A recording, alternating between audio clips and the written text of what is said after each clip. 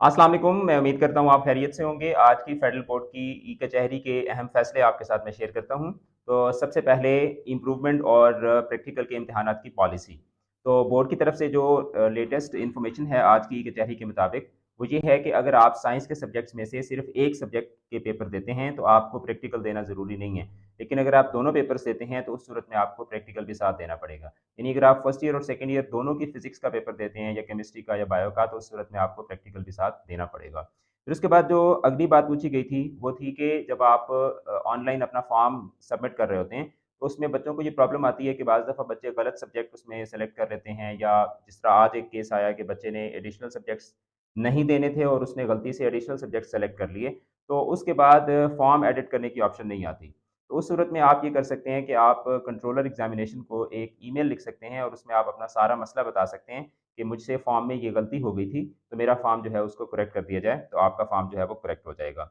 उसके बाद है एग्ज़ाम सेंटर चेंज। तो एग्ज़ाम सेंटर चेंज की जो पॉलिसी है वो ये है कि आप विदिन एन एरिया, यानी इस्लामाबाद के अंदर आपका एक सेंटर एलोकेट हो गया, तो आप इस्लामाबाद के अंदर ही किसी दूसरे सेंटर के लिए जो है वो अप्लाई नहीं कर सकते। लेकिन अगर आप एक डिस्ट्रिक्ट से दूसरे डिस्ट्रिक्ट में अपना सेंटर चेंज करवाना चाहते हैं, जैसे आप लाहौर से इस्लामाबाद अपना सेंटर रखवाना चाहते हैं या रावलपिंडी से फैसलाबाद रखवाना चाहते हैं, तो उसका तरीक़ाकार ये है कि आपको कोई वैलिड प्रूफ़ देना पड़ेगा, जिसमें जैसे आपके फ़ादर का ट्रांसफ़र हो गया या कोई और आपकी वैलिड रीज़न्स हैं, जिसकी वजह से आप अपना सेंटर चेंज करना चाहते हैं, तो आपको एक प्रॉपर एप्लीकेशन देनी पड़ती है और उसके बाद आपका जो सेंटर होता है, वो चेंज हो जाता है।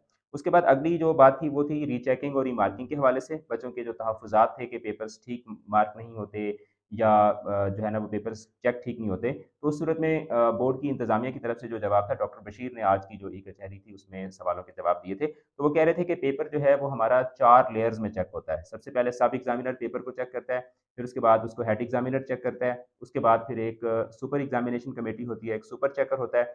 वो सुपर एग्ज़ामिनर उसको चेक करता है और उसके बाद उसको फिर हम सिस्टम के ज़रिए वैलिडेट करते हैं। तो ये उनकी तरफ से जवाब था। अब इस जवाब के साथ आप कितना इत्तेफ़ाक करते हैं, कितना आप इस बात से इत्तेफ़ाक नहीं करते, ये टोटली मैं आपके ऊपर छोड़ता हूँ। अगला सवाल ये था कि क्या एक बच्चे की अगर कंपार्टमेंट आ गई है, तो क्या कंपार्टमेंट के साथ वो दूसरे सब्जेक्ट्स भी इम्प्रूव कर सकता है? तो बोर्ड की पॉलिसी ये है कि जी बिल्कुल, आप कंपार्टमेंट के साथ भी दूसरे सब्जेक्ट्स की इम्प्रूवमेंट दे सकते हैं। फिर उसके बाद अगला ये था कि क्या रिकाउंटिंग के दौरान अगर कोई डिस्क्रिपेंसी आती है, यानी कि आपके नंबर बढ़ते या कम होते हैं, तो उस सूरत में क्या बोर्ड आपको आपकी फ़ी के पैसे रिटर्न करता है? तो जी बिल्कुल, अगर आपके जो पेपर्स हैं, आपने रीचेकिंग के लिए अप्लाई किया और आपके नंबर बढ़ या कम हो जाते हैं, तो उस सूरत में बोर्ड आपको आपकी जो फ़ी है वो वापस रिटर्न कर देता है। फिर उसके बाद अगला सवाल ये था कि रीचेकिंग के दौरान क्या बच्चा अपना पेपर आइडेंटिफ़ाई कर सकता है कि क्या वाक़ई यही उसका पेपर है, पेपर कहीं मिसप्लेस तो नहीं हुआ या रिप्लेस तो नहीं हो गया? तो जी बिल्कुल, आप बोर्ड के साथ अपॉइंटमेंट लेके आप जाके अपना पेपर देख भी सकते हैं कि वाक़ई वो आपका पेपर ही है जिसके नंबर लगे हुए हैं। फिर उसके बाद ग्रेडिंग पॉलिसी के हवाले से पूछा गया कि ग्रेडिंग पॉलिसी अगर अगले अगले साल नंबर्स नहीं होंगे, तो फिर पोज़ीशन होल्डर्स किस तरह से डिसाइड होंगे? तो ये एक क्वेश्चन पूछा गया था। तो उसके जवाब में उन्होंने ये कहा कि हम इसके ऊपर काम कर रहे हैं, हम कोई न कोई एक ऐसी पॉलिसी बनाएँगे कि जिसके ज़रिए हम पोज़ीशन होल्डर्स का भी हम फैसला कर सकें। फिर उसके बाद जो ग्रेडिंग पॉलिसी है, वो कब से इम्प्लीमेंट होगी? वो 2024 से इम्प्लीमेंट होना स्टार्ट हो जाएगी। फिर उसके बाद एग्ज़ाम्स के हवाले से, क्योंकि मैं आपको पहले भी बता चुका था कि 2024 के जो इम्तिहानात हैं वो मैट्रिक के यानी 9th और 10th के मार्च में होंगे और फर्स्ट ईयर, सेकंड ईयर के अप्रैल में होंगे। तो बच्चे ने कहा कि ये डिले कर होने चाहिए क्योंकि बहुत जल्दी इम्तिहान हो रहे हैं। तो उस पे डॉक्टर बशीर ने ये कहा है कि हमारी नेक्स्ट ओवरसाइट मीटिंग जो है वो अगले हफ़्ते होगी, तो उसमें हम इस चीज़ को डिस्कस करेंगे कि क्या पेपर्स जो हैं वो मज़ीद आगे किए जा सकते हैं या नहीं। लेकिन उन्होंने कहा कि इसके चांसेस बहुत कम हैं, क्योंकि ये जो इंस्ट्रक्शंस हैं ये पाकिस्तान के तमाम बोर्ड्स को दी गई हैं और पाकिस्तान के तमाम बोर्ड्स जो हैं वो इन्हीं मंथ्स के अंदर ही एग्ज़ाम्स को कंडक्ट करेंगे। फिर उसके बाद अगला सवाल ये था कि सेकंड एनुअल एग्ज़ामिनेशन एचएसएससी का कब होगा? तो ये जनाब होगा आपका मिड अक्टूबर 2023 में। फिर उसके बाद रीकाउंटिंग का टाइम कितना होता है जब आप अप्लाई करते हैं? तो उसके जवाब में उन्होंने ये कहा कि रीकाउंटिंग में जो फर्स्ट प्रायोरिटी दी जाती है, वो दी जाती है पार्ट 2 वाले बच्चों को। यानी मैट्रिक के जो बच्चे हैं उसमें भी 10th वालों को, और जो इंटर के बच्चे हैं उसमें सेकंड ईयर वाले बच्चे जो हैं उनको प्रायोरिटी दी जाती है, क्योंकि उन्होंने आगे डिफरेंट जगहों पे एडमिशन के लिए अप्लाई करना होता है। और सबसे पहले जो है वो पार्ट 2 वाले बच्चों के पेपर्स की रीचेकिंग की जाती है और फिर उसके बाद जो पार्ट 1 वाले होते हैं उनकी चेक की जाती है। और इस प्रोसेस के अंदर 10 से 15 दिन लगते हैं, 10 से 15 वर्किंग डेज़। फिर उसके बाद अगला सवाल ये था कि अगर मार्क्स आपके डिक्रीज़ होते हैं तो उस सूरत में बोर्ड की क्या पॉलिसी है? तो अगर आप इम्प्रूवमेंट का इम्तिहान देते हैं और आपके नंबर्स डिक्रीज़ हो जाते हैं, तो जो फेडरल बोर्ड की पॉलिसी है वो बेस्ट मार्क्स की पॉलिसी है।